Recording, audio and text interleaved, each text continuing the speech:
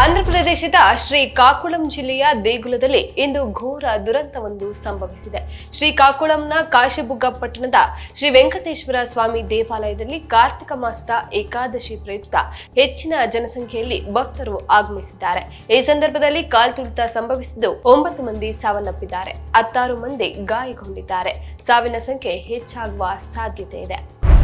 ಇಂದು ಸರ್ದಾರ್ ಪಟೇಲ್ ಅವರ ಜನ್ಮ ದಿನಾಚರಣೆಯಾಗಿದ್ದು ದೇಶದಾದ್ಯಂತ ರಾಷ್ಟ್ರೀಯ ಏಕತಾ ದಿವಸ್ ಅಂತ ಆಚರಿಸಲಾಗುತ್ತೆ. ಈ ಸಂದರ್ಭದಲ್ಲಿ ದೇಶದಲ್ಲಿ ರಾಷ್ಟ್ರೀಯ ಸ್ವಯಂ ಸೇವಕ ಸಂಘ ಅಂದ್ರೆ RSS ಅನ್ನ ನಿಷೇಧ ಮಾಡಬೇಕು ಅಂತ ಮಲ್ಲಿಕಾರ್ಜುನ್ ಖರ್ಗೆ ಅವರು ಮತ್ತೆ ಹೇಳಿದ್ದಾರೆ. ಸರ್ದಾರ್ ವಲ್ಲಭಾಯ್ ಪಟೇಲ್ ಅವರು ಕೂಡ ಸರ್ಕಾರಿ ನೌಕರರು RSS ಚಟುವಟಿಕೆಗಳಲ್ಲಿ ಭಾಗವಹಿಸುವುದನ್ನ ನಿಷೇಧ ಮಾಡಿದ್ರು.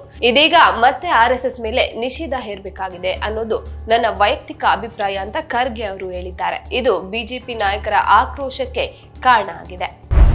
ಮರಾಠ ಮಂಡಲ ಅಧ್ಯಕ್ಷರಾದಂತಹ ರಾಜಶ್ರೀ ನಾಗರಾಜು ಯಾದವ್ ಅವರನ್ನ ರಾಜ್ಯೋತ್ಸವ ಪ್ರಶಸ್ತಿಗೆ ಆಯ್ಕೆ ಮಾಡಿರುವ ರಾಜ್ಯ ಸರ್ಕಾರದ ನಿರ್ಧಾರವನ್ನ ವಿವಿಧ ಕನ್ನಡಪರ ಸಂಘಟನೆಗಳು ಶುಕ್ರವಾರ ತೀವ್ರವಾಗಿ ಖಂಡನೆಯನ್ನ ಮಾಡಿದೆ. ಹಿರಿಯ ಕನ್ನಡಪರ ಹೋರಾಟಗಾರ ಹಾಗೆ ಕರ್ನಾಟಕ ಗಡಿ ಪ್ರದೇಶದ ಅಭಿವೃದ್ಧಿ ಪ್ರಾಧಿಕಾರ ಸದಸ್ಯ ಅಶೋಕ್ ಚಂದರಗಿ, ಮುಖ್ಯಮಂತ್ರಿ ಸಿದ್ದರಾಮಯ್ಯ ಮತ್ತೆ ಕಾನೂನು ಹಾಗೆ ಸಂಸದೀಯ ವ್ಯವಹಾರಗಳ ಸಚಿವ HK ಪಾಟೀಲ್ ಅವರಿಗೆ ಪತ್ರವನ್ನ ಬರೆದಿದ್ದಾರೆ. ಮರಾಠ ಮಂಡಲದ ಅಧ್ಯಕ್ಷರಿಗೆ ನೀಡಿರುವಂತಹ ರಾಜ್ಯೋತ್ಸವ ಪ್ರಶಸ್ತಿಯ ನಿರ್ಧಾರವನ್ನ ಹಿಂತೆಗೆದುಕೊಳ್ಳುವಂತೆ ಅವರು ಒತ್ತಾಯ ಮಾಡಿದ್ದಾರೆ. ಗೌರಿಬಿದನೂರಿಗೆ ಹೊಂದಿಕೊಂಡಿರುವಂತಹ ಆಂಧ್ರಪ್ರದೇಶದ ಚೌಳೂರು ಗ್ರಾಮದಲ್ಲಿ ಶುಕ್ರವಾರ ಕಳ್ಳಪಟ್ಟಿ ಸೇವಿಸಿದ ನಂತರ 50ಕ್ಕೂ ಹೆಚ್ಚು ಕಾರ್ಮಿಕರು ಅಸ್ವಸ್ಥರಾಗಿದ್ದಾರೆ. ಅಸ್ವಸ್ಥರಾದವರನ್ನ ಗೌರಿಬಿದನೂರು ಮತ್ತೆ ದೊಡ್ಡಬಳ್ಳಾಪುರದ ವಿವಿಧ ಆಸ್ಪತ್ರೆಗಳಿಗೆ ದಾಖಲಿಸಲಾಗಿದೆ. ಗೌರಿಬಿದನೂರಿನ ಖಾಸಗಿ ಆಸ್ಪತ್ರೆಯಲ್ಲಿ 10ಕ್ಕೂ ಹೆಚ್ಚು ಜನರು ಚಿಕಿತ್ಸೆಯನ್ನ ಪಡಿತಾ ಇದ್ದಾರೆ. ದೊಡ್ಡಬಳ್ಳಾಪುರದ ಆಸ್ಪತ್ರೆಯೊಂದರಲ್ಲಿ 3 ICUನಲ್ಲಿ ಚಿಕಿತ್ಸೆ ಪಡಿತಾ ಇದ್ದಾರೆ ಅಂತ ಮೂಲಗಳು ತಿಳಿಸಿವೆ. ಸರ್ಕಾರಿ ಕಚೇರಿಗಳನ್ನು ಪ್ಲಾಸ್ಟಿಕ್ ಮುಕ್ತವನ್ನಾಗಿಸುವ ಗುರಿ ಹೊಂದಲಾಗಿದ್ದು ಸರ್ಕಾರಿ ಕಾರ್ಯಕ್ರಮಗಳಲ್ಲಿ ಪರಿಸರ ಸ್ನೇಹಿ ವಸ್ತುಗಳು ಮತ್ತೆ KMF ನಂದಿನಿ ಉತ್ಪನ್ನಗಳ ಬಳಕೆ ಕಡ್ಡಾಯಗೊಳಿಸಿ ಸಿಎಂ ಸಿದ್ದರಾಮಯ್ಯ ಅವರು ಮಹತ್ವದ ಸೂಚನೆಯೊಂದನ್ನು ನೀಡಿದ್ದಾರೆ.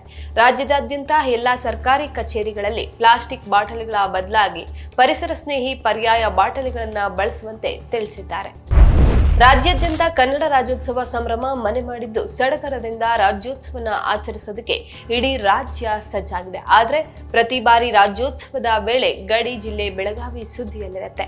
ಹೀಗಾಗಿ ಈ ವರ್ಷವೂ ಕೂಡ ಈ ಪರಿಸ್ಥಿತಿಯನ್ನ ನಿರ್ಮಾಣವಾಗಬಹುದು ಅನ್ನುವಂತಹ ಕಾರಣಕ್ಕೆ ಬೆಳಗಾವಿ ಜಿಲ್ಲಾಧಿಕಾರಿ ಮೊಹಮ್ಮದ್ ರೋಷನ್ ಮುನ್ನೆಚ್ಚರಿಕೆಯನ್ನ ವಹಿಸಿ ಆದೇಶವೊಂದನ್ನ ಹೊರಡಿಸಿದ್ದಾರೆ.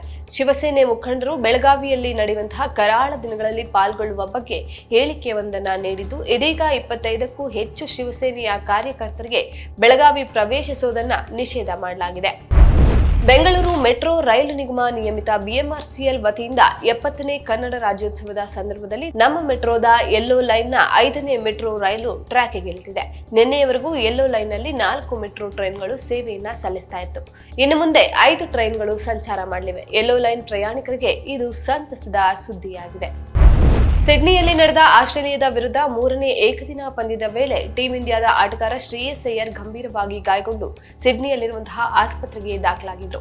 ಇದೀಗ ಆರೋಗ್ಯದಲ್ಲಿ ಚೇತರಿಕೆ ಕಂಡಿದ್ದು ಆಸ್ಪತ್ರೆಯಿಂದ ಡಿಸ್ಚಾರ್ಜ್ ಆಗಿದ್ದಾರೆ. ಇದಿಷ್ಟು ಈ ಹೊತ್ತಿನ ಪ್ರಮುಖ ಸುದ್ದಿಯಾಗಿತ್ತು. ನಿರಂತರ ಸುದ್ದಿಗಾಗಿ ನೋಡ್ತಾ ಇರಿ ಪೀಪಲ್ ಟಿವಿ. ನಮಸ್ಕಾರ.